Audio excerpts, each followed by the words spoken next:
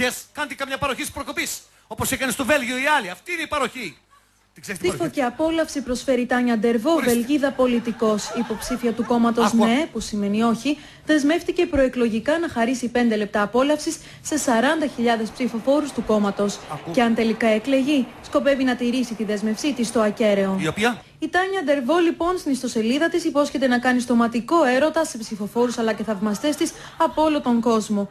Ως έχει υπολογίσει η εμφανίσιμη Τάνια, θα χρειαστεί 500 μέρες επί 80 στοματικά 5 λεπτά και έτσι θα φτάσει στον μαγικό αριθμό των 40.000. Μπράβο, αυτό είναι. Η ίδια δήλωσε πως αυτή η ιδιαίτερη... Αυτό είναι παροχές. Τι ωραίο πράγμα. Εσένα σε πιάνει, δεν το βλέπω.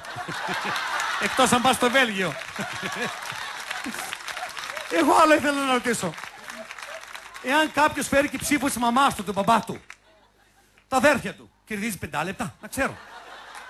Εδώ είναι να είσαι πολύτεκνος, θα το χαρείς. Τέτοιες παροχές θέλουμε. Αλλά ποια θα βγει εδώ πέρα να σου δώσει τέτοια παροχή? Έχει η Ελλάδα καμία τέτοια? Πρόκειται να παραπλανήσουν για δεύτερη φορά τους Έλληνες πολίτες. Ρε παιδιά, είναι άλλο θέμα, το μπερδέψανε. Ό,τι και αν τους τάξουν, έχουν την εμπειρία. Δεν σωστό αυτό το πράγμα, γιατί γελάσατε τώρα πέρα κάπου. Δεν συνδέεται με το. Είναι άλλο θέμα.